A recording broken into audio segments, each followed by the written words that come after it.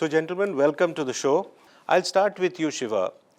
Overall, how do you think that the risk landscape has evolved and changed? A lot of companies have found risk as an opportunity, and we have learned to evolve around to convert the black swan event of pandemic into an opportunity in working, in businesses, in transforming businesses like digital, moving into digitization and so on and so forth.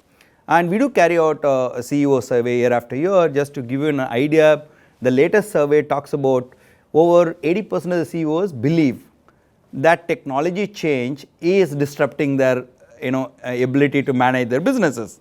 However, only 40% of them believe they are ready with it. So, Vinit, your company deals with a lot of global clients. How do you see your clients adapting to this? Post-pandemic, for the first couple of weeks, people didn't know what to do.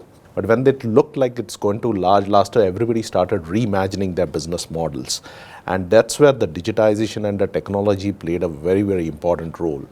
Shiva, let me come to you again and ask you, when you speak to your clients again, how are they seizing the opportunities which have been presented? If I really look at it, that's in fact one of the reasons why we thought we will run this program, is to make risk as an opportunity than as a threat. Those who have used this as an opportunity succeeded. So our belief is that risk is always an opportunity. But I want to ask Vinit, now there are two things which we keep talking about as key risks. One is inflation, and second is still the supply chain is still a very, very big question mark across the world, in fact. Now, how do you see those two playing out? So far, all the crises that have hit the mankind, they were all probably a man created. All the Fed governments across the globe stepped in different shapes and forms and ensured their core institution infrastructure doesn't collapse. And that's why in the last 2 years, we were able to bounce back, or the whole world has bounced back. Startups are big disruptors in themselves, or expected from the startup side. But basically, as disruptors, how do you see startups, and how do you think companies big and small should be taking that risk?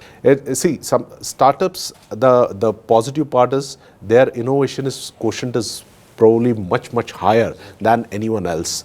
While their risk-taking appetite is limited, their innovative quotient is definitely on a higher scale. So we look at opportunities in terms of collaboration. So we do believe this is an opportunity for any startup. We don't consider them as a threat. We actually consider them as an opportunity. Risk as an opportunity, Shiva?